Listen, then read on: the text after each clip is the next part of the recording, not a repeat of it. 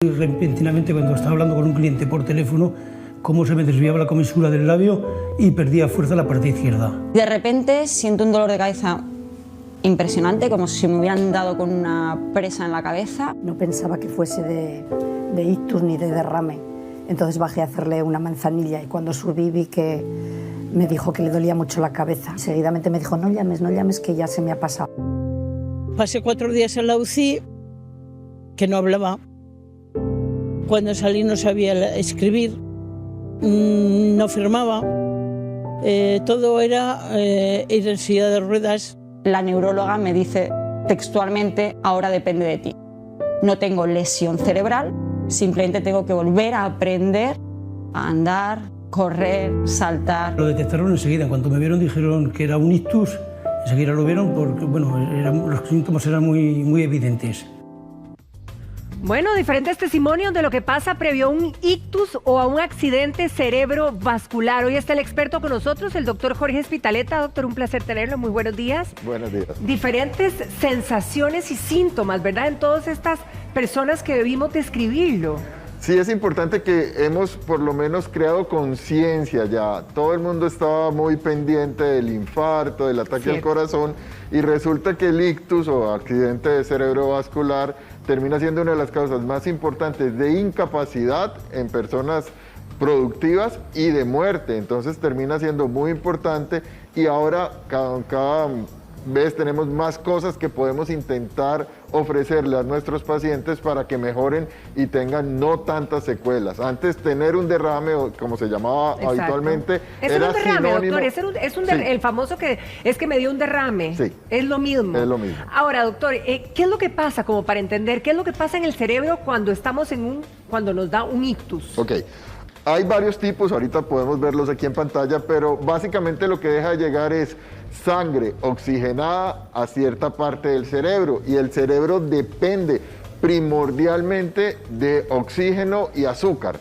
Si no le llega oxígeno y azúcar, las células cerebrales son muy sensibles y empiezan a morir en cortos periodos de tiempo. O sea, empieza desde que le deja de llegar oxígeno hasta que completamente se muere la célula y no hay regeneración de células cerebrales. O sea, no es como cuando yo me corto en la piel, que se me hace una cicatricita, que después empieza a crecer piel y prácticamente no se ve. O como otros órganos, ¿verdad? Que se pueden de alguna manera reponer, regenerar. El cerebro prácticamente lo que pasa es que las zonas adyacentes a la lesión pueden empezar a tener alguna de las funciones que esto tenía. Entonces, por eso es tan importante limitar la extensión de la lesión en el cerebro. Bien, repasemos entonces en la pantalla, doctor, cuáles verdaderamente son esas posibles situaciones de ictus, ¿verdad? Y si hay diferentes tipos. Sí, uno podría dividir básicamente en 2 grandes grupos.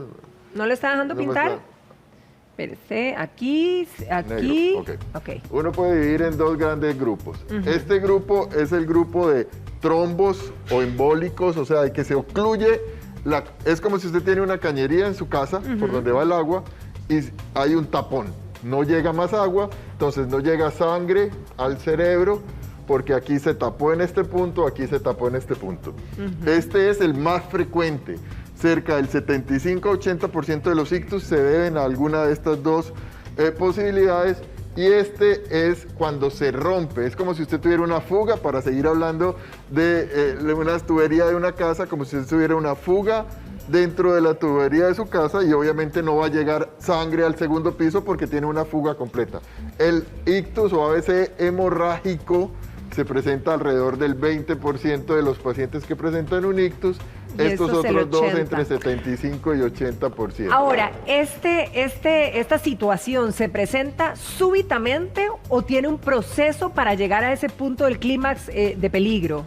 Pueden haber algunos avisos, por llamarlo de alguna manera, pero cuando se presenta el ictus como tal, normalmente es algo muy progresivo que pasa en minutos o si mucho horas, pero sí podemos tener idea en algún grupo de pacientes, y por eso lo que llamamos nosotros isquemia cerebral transitoria, que es básicamente como si usted le diera un derrame, pero que se recupera rápidamente, normalmente en la primera hora o inclusive hay uno un poco más prolongado que se recupera por completo en las siguientes 24 horas. Si a usted le dio eso, definitivamente es un paciente que tiene que tener control médico, porque hay algunas cosas que podemos hacer para evitar que esto siga porque progresando. puede volver a darnos. Si ya le dio una isquemia cerebral transitoria, la posibilidad de progresión es muy, muy alta. Cuando tenemos esta isquemia, doctor, o el ictus, ¿verdad? ¿Uno pierde totalmente el conocimiento o podría no? No necesariamente, depende.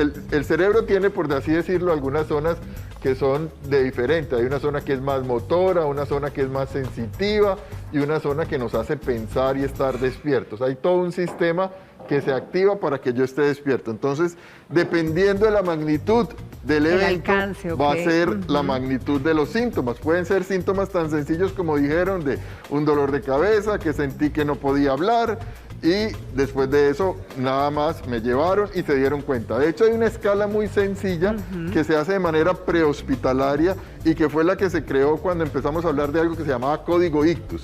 Sí. Código ictus es precisamente para que las familias y todas las personas estén entrenadas en poder descubrir la posibilidad de un ictus y que sea llevado rápidamente. Por lo que les dije, el tiempo de ventana entre que a mí me inician los síntomas y que yo puedo poner un tratamiento efectivo por la vena es de 3 horas. O sea, no es nada, doctor. No es nada. O sea, es mucho para ambos menos... casos, o que esté con una hemorragia o que esté taponeada, los dos me van a generar las secuelas, las diferentes secuelas, Sí. digamos, que podrían ser Definitivamente. peligrosas. Estos probablemente son más agresivos de manera inmediata y estos cuesta más. Hay algunas terapéuticas que se pueden hacer, pero son más invasivas. Pero cuando nos presentan esto, tenemos medicamentos que se pueden poner por una simple vía periférica que logran destruir este trombo y mejoran. Y que fluya. Ahora, la gente, digamos, en esta crisis podría balbucear para pedir ayuda. Sí, de hecho, normalmente lo que se dice son que suceden 3 cosas.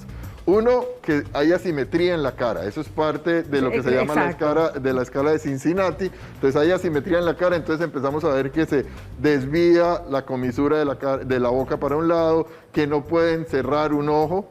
Eso es asimetría en la cara. Lo otro es que no pueden repetir una frase sencilla, que les cuesta hablar. Pueden decir palabras que a veces logramos entenderles, pero no son adecuadas. Y lo tercero es disminución en la mitad del cuerpo. De lo que usted menciona, doctor, depende mucho de en qué lado del cerebro sea el derrame, porque a veces dicen, bueno, es que es la parte cognitiva o es la parte, digamos, motora. Sí. Bueno, la parte cognitiva, como les dije, es muy frontal, muy de adelante, y después de aquí, de este lóbulo importante, viene como una división justo como en la mitad del cerebro, que lo que queda un poco para adelante o todo lo que queda un poco para atrás es sensitivo, y entonces al final de cuentas depende dónde me afecte, qué me va a afectar. Pero hay cosas importantes. El cerebro, y hay unas vías que llevan los nervios hacia las extremidades, hacia las piernas, hacia todos lados.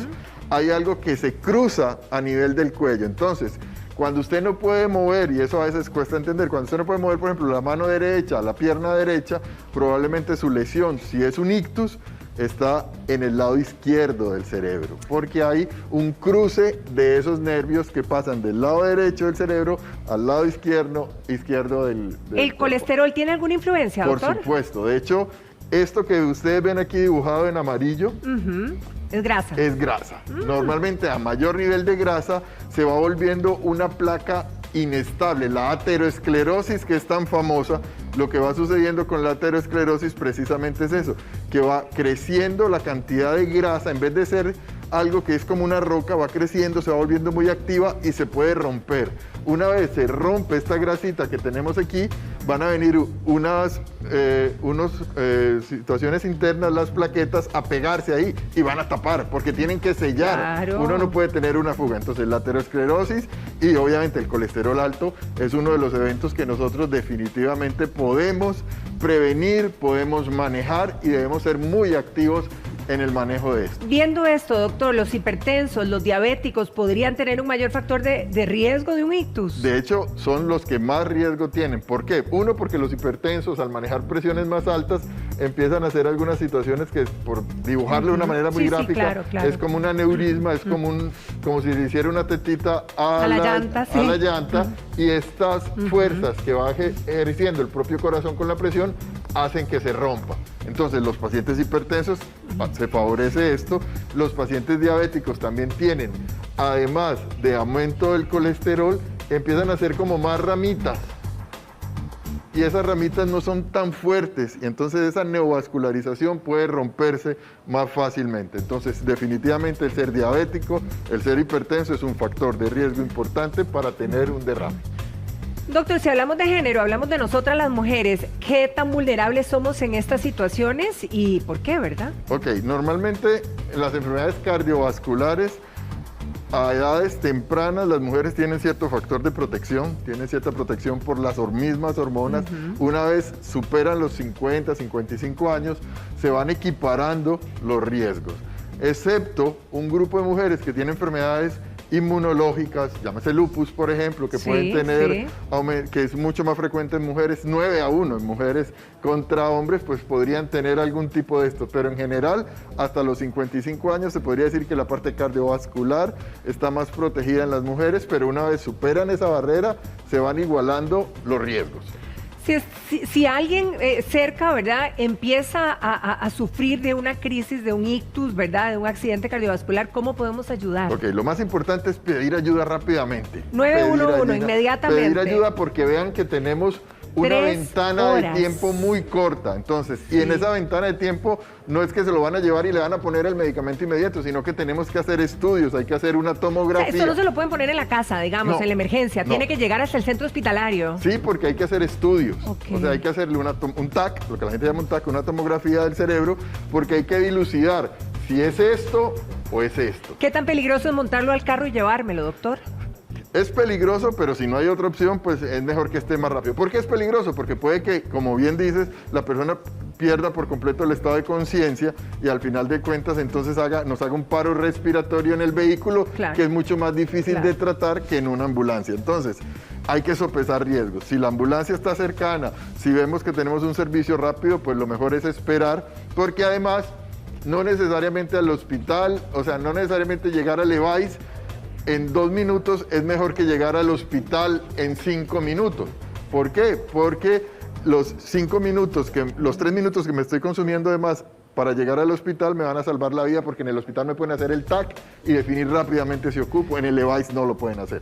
Eso es importante, y de hecho hay personas que están comentando eso, ¿verdad? Si estoy de paseo en una montaña, en un lugar aislado, sí, hay que montarlo en el carro y hay que llevarlo, si no, no hay manera. Entre más tiempo pase, más difícil va a ser la recuperación, y podemos hacer cosas. Igual hay algunas otras cosas que se pueden extender hasta 8 horas, pero lo más sencillo y lo más fácil de hacer es ponerle un medicamento en la vena, como cualquier otro medicamento, que nos destruye el trombo con una muy buena tasa de éxito. Vamos a ver un video que tenemos ahí. Mientras tanto, doctor, si me dice, si a mí me dio un derrame, a mis hijos estarían expuestos, ¿tienen mayor vulnerabilidad? Más por las otras patologías. Más por otras patologías. Si sos hipertenso, si sos diabético, depende de por qué te dio eso, pues sí pueden tener un mayor riesgo genético de tener, pero no necesariamente por una malformación. Algunas de estas situaciones de sangrado se dan por malformaciones arteriovenosas, entonces probablemente uno sí puede presuponer malformaciones arteriovenosas. ¿Cuáles son los casos más frecuentes en este caso?